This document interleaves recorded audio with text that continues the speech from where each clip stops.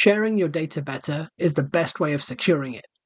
That sounds counterintuitive, but it's the focus of COSO ICIF Principle 15. Let's take a look. Welcome back to this series on the 17 principles of the COSO Internal Control Integrated Framework, where we break down each principle in plain language and connect it to real business, risk, audit, and governance situations. In this clip, we're looking at Principle 15, which sits under the information and communication component. Principle 15 states, the organization communicates with external parties regarding matters affecting the functioning of data and other internal controls. In depth, this means establishing a structured, two-way informational bridge between your company and external stakeholders like vendors, customers, regulators, and shareholders. In plain language, this means think of Principle 15 as your organization's external communication highway. While internal communication keeps the team aligned inside the building, Principle 15 is about how we talk and listen to the outside world. We have outbound traffic and inbound traffic. On the outbound side, we clearly tell external partners what we expect from them regarding security, data, and ethics, and we alert them transparently if something goes wrong. And inbound, we give outsiders a reliable, safe way to tell us if they've spotted a problem, a system failure, or a shady behavior within our operations. As part of the information and communication component, it's the final pillar of this component and does not operate in isolation. It relies on a seamless chain reaction with Principles 13 and 14. Think of it as a logical flow. Principle 13 ensures the organization first obtains and generates high-quality, relevant information.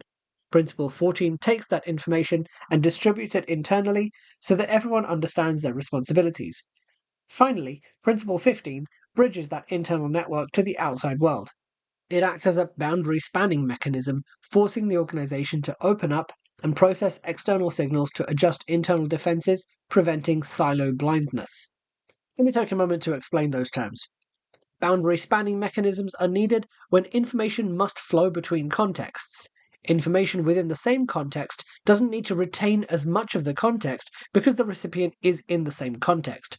But boundary spanning flows must transmit context in addition to the information because there's no guarantee the recipient will interpret the information correctly in a different context. Silo blindness is where the people in a context don't realize that the other people operate in a different context.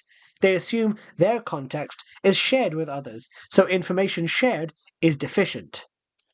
The three COSO objectives, operations, reporting, and compliance, are the three categories that organizational objectives typically fit into.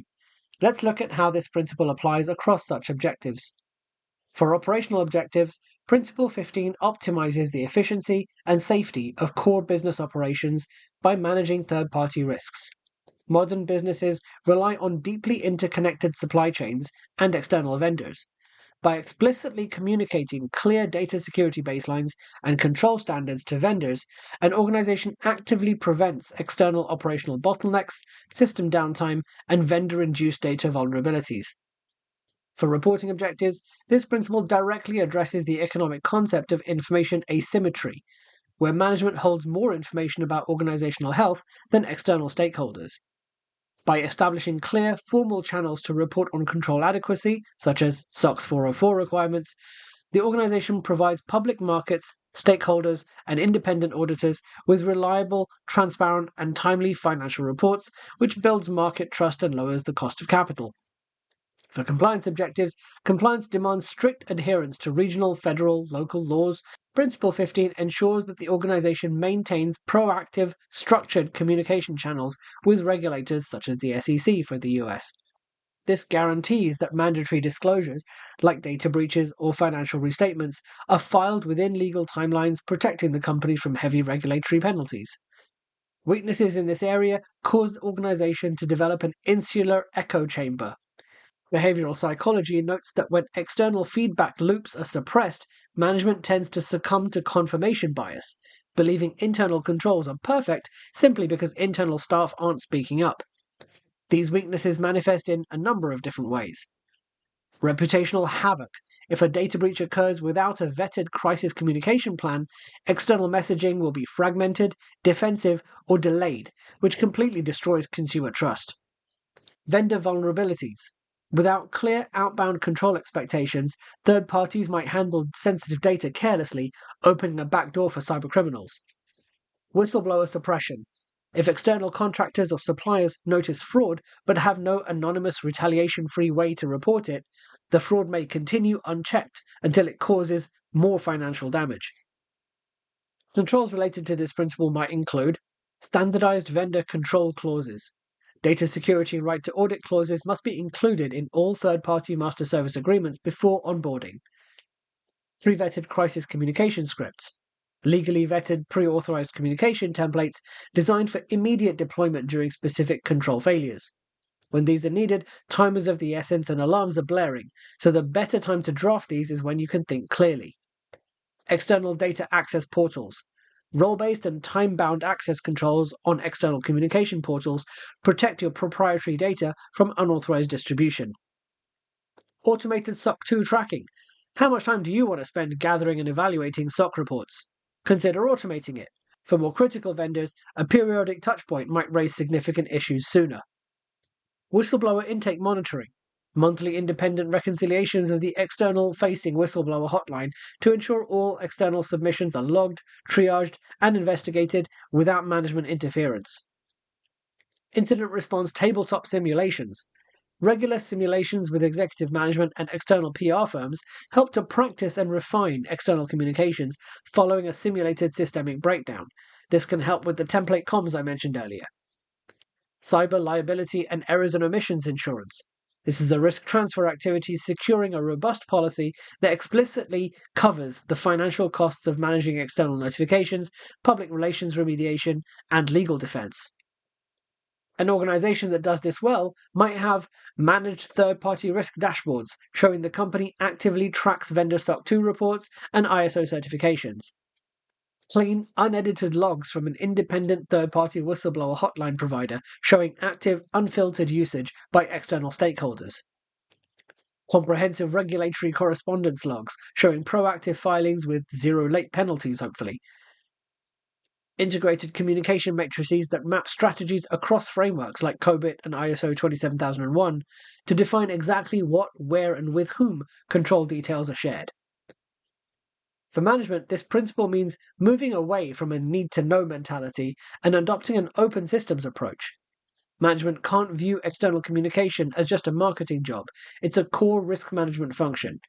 Management must formally operationalize channels by funding vendor risk management systems, enforcing accountability so that legal and public relations teams deliver honest, swift disclosures, and reduce information asymmetry by providing external auditors with precise data under frameworks like SOX 404. For auditors, validating this principle requires looking past the organization's internal walls to evaluate its external interfaces, maintaining healthy professional skepticism. Auditors must think critically and ask, are the inbound channels truly trusted? You should test the vendor whistleblower hotline anonymously to verify if it reaches the audit committee without management filtration. Is third-party risk management a paper-pushing exercise? Sample critical vendors to see if management actually reviews their SOC reports rather than just filing them away. Finally, is external reporting complete? Cross-reference recorded internal control deficiencies with what was actually communicated to external auditors and regulators to ensure no material issues were hidden. For the board, under agency theory, the board acts as the ultimate guardian for shareholders to ensure management isn't mismanaging the company. Principle 15 provides the board with the external validation it needs to execute its oversight duties effectively. It helps them protect stakeholder interests by ensuring the organization balances relationships across its entire ecosystem, mitigating board reputational risks.